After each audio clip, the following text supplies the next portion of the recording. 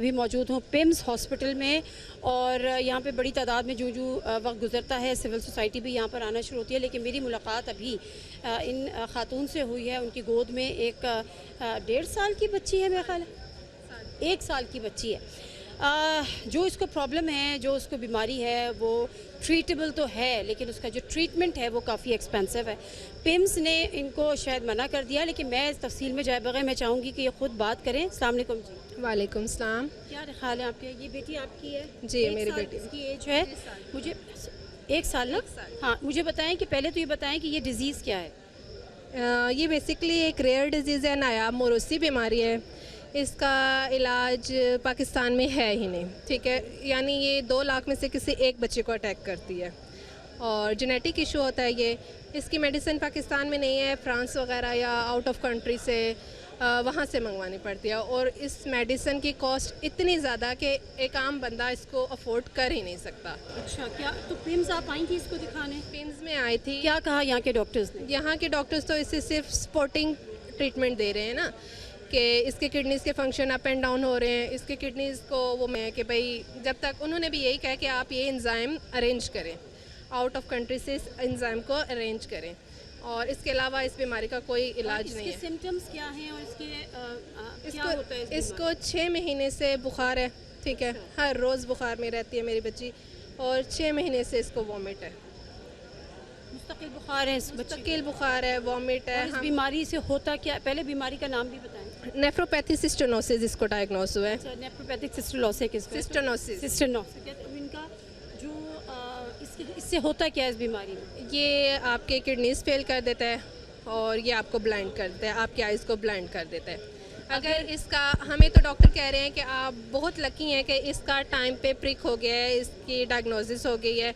अगर ये बच्ची टाइम पे मेडिसिन शुरू करेगी तो ये एक नॉर्मल लाइफ की तरफ आ सकती है। और ये कंटिन्यू लाइफ टाइम ट्रीटमेंट? ये लाइफ टाइम ट्रीटमेंट है, जब तक इसका कोई मुस्तकिल। अगर मैं आपको ये कहूँ कि ये कैमरा है, अगर आप किसी से अपील करना चाहती हैं, चाहे वज़ीर सेहत से, चाहे वज़ीर आज़म से, या किसी भी मुखय्यर अफराद से, कि वो 1 लाख 2 लाख उनके लिए कुछ भी नहीं, मैं सबसे अपील माहाना तौर पर इसकी एक जिम्मेदारी ले ले, चाहे हुकूमत ले ले या कोई पर्सनल कैपेसिटी में ले ले, कोई प्राइवेट पर्सन इसकी ले ले, तो ये कैमरा है, अगर आप इस पर अपील करना। मैं CM पंजाब मरियम नवाज़ से, गवर्नमेंट ऑफ पाकिस्तान से अपील करती हूँ कि हमारे बच्चों के इलाज के लिए हमें एक रकम मुकर्रर करें जिसमें हमारे बच्चों का इलाज हो सके, क्योंकि एक नॉर्मल बंदा, एक मेरी बच्ची नहीं और भी बहुत से बच्चे हैं जो इसका इलाज नहीं अफोर्ड कर सकते। और हम फिर अपने हाथों से सिर्फ ये देख सकते हैं कि कब तक हमारे बच्चे अपनी ज़िंदगी से यूँ लड़ लड़ के सर्वाइव करेंगे और अल्लाह को प्यारे हो जाएंगे, क्योंकि इसके अलावा कोई हल ही नहीं है।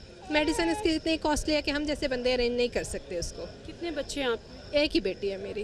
ये आपकी एक ही बेटी है? एक ही बेटी है मेरी। आप वज़ीर आज़म से और वज़ीर सेहत से भी अगर कुछ कहना चाहें? वज़ीर आज़म और वज़ीर सेहत से भी मेरी यही रिक्वेस्ट है कि हमारी इसे देखा जाए और हमारे बच्ची के इलाज के लिए जितने बेहतरीन हमें वो प्रोवाइड कर सकते हैं प्रोवाइड करें, ताकि हम जल्द से जल्द अपने बच्ची का ट्रीटमेंट करें, क्योंकि हमें बीमारी तो पता चल गई, अब हम इसका इलाज ना करवा सकें तो क्या, हम क्या ही कहें इससे आगे। फिर इसका मैं कहती हूँ इस बच्ची का ये कसूर है कि ये पाकिस्तान में पैदा हुई है, ये पाकिस्तान में बच्ची पैदा हुई है, इसलिए इसकी मेडिसिन यहाँ नहीं है।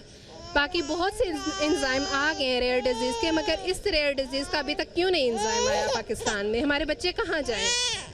आप हमारी आवाज़ पहुँचाएँ प्लीज़, ताकि मेरी बच्ची के केस को हैंडल किया जाए। आपकी मदद करेंगे इंशाल्लाह ताला। मैं ये रिक्वेस्ट करती हूँ, जो भी जिससे भी इन्होंने अपील की है, इन्होंने मरियम नवाज़ साहिबा से अपील की है, इन्होंने वज़ीर आज़म से अपील की है, इन्होंने वज़ीर सेहत से अपील की है कि जो इनकी बेटी को डिज़ीज़ है उसके एंजाइम्स पाकिस्तान में मौजूद नहीं हैं, वो आपको एक्सपोर्ट करने पड़ेंगे।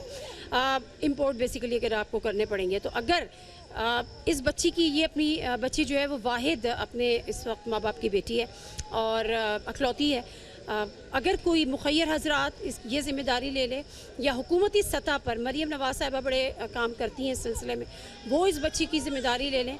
और नंबर हमारी टीम के पास होगा, अगर रब्ता कर लिया जाए बोल न्यूज़ पर हमारी टीम से, हमारे प्रोग्राम के तवज्जुह से, तो वो नंबर भी शेयर कर दिया जाएगा, क्योंकि ये नहीं चाहती कि स्क्रीन पर वो नंबर जाए या स्क्रीन पर इस बच्ची की तस्वीर जाए। और चलते हैं आगे। जी नाज़रीन, मेरे साथ इस वक्त हमारे जो कॉरेस्पॉन्डेंट है आलिजा, वो भी मौजूद हैं, लेकिन हमारे पास एक और ऐनी शाहिद भी यहाँ पर मौजूद है, उनसे बात करते हैं। अस्सलाम वालेकुम जी। वालेकुम सलाम जी।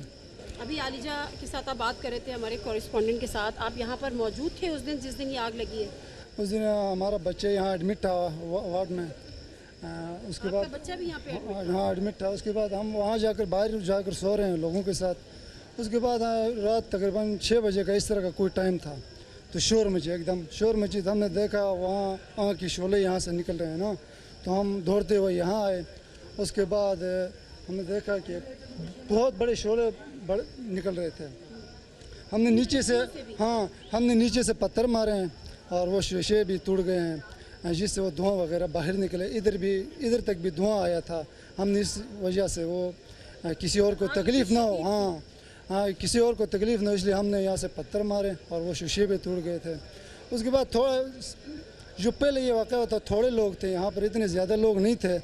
उसके बाद तकरीबन आधा घंटे के बाद लोग भी जमा हुए। उसके बाद वो 112 वाले भी यहाँ आए, उन्होंने भी वही किया। लेकिन ये खिड़कियाँ तोड़ के बाकी लोगों को रेस्क्यू किया, दीवारें तोड़ के रेस्क्यू? हाँ, यहाँ से अंदर नहीं जाया जा सकता था, बहुत धुआं था। और जो वो इमरजेंसी एग्जिट होते हैं वहाँ से किसी को नहीं निकाल सके? नहीं निकाल सके। एक जो औरत थी उसने बहुत पहले उसने थोड़ी सी कोशिश की, उसने अपने एक बच्चे को निकाला। अगर थोड़ी सी कोशिश होती तो वो सब बच सकते थे। क्यों नहीं बच सके? एक औरत नहीं थे, कोई थे नहीं, स्टाफ नहीं था? नहीं था, स्टाफ नहीं था। 2-3 बंदे थे, वो आग की वो देखकर वो भाग गए हैं। तो ये अपनी मदद आपके तहत लोग? हाँ ऐसे ही। फिर उसके बाद के मनाज़िर भी आपने देखे जब यहाँ पे वालिदैन मौजूद थे, उनको अंदर जा रहे थे। आग इतनी बड़ी जो होना था वो हो गया था। उसके बाद वालिदैन अंदर जाने की कोशिश कर रहे थे, उनकी जानों का भी नुकसान न हो, इसलिए स्टाफ वाले भी उस टाइम पहुँच गए थे, उन्होंने उनको रोका। फायर ब्रिगेड की गाड़ियाँ फ़ौरन पहुँच गई थी? हाँ, आधा घंटे के बाद वो पहुँच गए थे। आधे घंटे के बाद? हाँ आधा घंटे, शायद आधा घंटे के बाद। बहुत थोड़े लोग थे, उनको शायद वो कॉल नहीं मिली होगी। हाँ मैडम, आप सुन रही हैं कि वज़ीर मुमलिकत ने कहा 6 मिनट बाद ये ऐनी शाहिद थे और इनका बच्चा यहाँ पर एडमिट था, और थोड़ी सी और एफर्ट होती तो बच्चे वहाँ बचाए जा सकते थे। ये बातें वो होती हैं जो आलिजा कर रहे हैं, जो हमारे दिल की आवाज़ है। लेकिन पाकिस्तान में होता क्या है वो हमें और आपको भी पता है। मैं तो कम से कम इस सिस्टम से जो इस वक्त एग्जिस्ट कर रहा है पाकिस्तान में, और ये नहीं जो चाहे कोई भी हो, चाहे कोई भी गवर्नमेंट हो, कोई एक गवर्नमेंट भी, जो सिस्टम की अगर हम बात करते हैं तो किसी पर्टिकुलर हुकूमत की बात नहीं करते। जो सिस्टम इस मुल्क में एग्जिस्ट कर रहा है, मैं कम से कम ना उम्मीद हूँ, मुझे कोई ख़ास उम्मीद नहीं है कि यहाँ पर बड़ों को नहीं बचाया जाएगा, यहाँ पे ताकतवरों को नहीं बचाया जाएगा, यहाँ पर एक दफ़ा फिर जो कमज़ोर होगा उसको नामज़द कर दिया जाएगा, उसको पीस दिया जाएगा। और ये भी मैं कोई बहुत ज़्यादा उम्मीद नहीं करती कि ये इस मुल्क में आखिरी वाक़या होगा। बड़ा शोर डाला था, ज़ैनब का वाक़या हुआ था, उसके बाद से अब तक हर रोज़ एक कहानी आती है कि एक बच्ची ज़्यादती का शिकार हो गई। लेकिन सिस्टम कोलैप्स नहीं हुआ, सिस्टम बिल्कुल सही है, इसको कोई रीसेट करने की ज़रूरत नहीं है। ये मुल्क बहुत तरक्की कर रहा है। सब्सक्राइब करें और बेल दबाएं ताकि कोई खबर रह न जाए।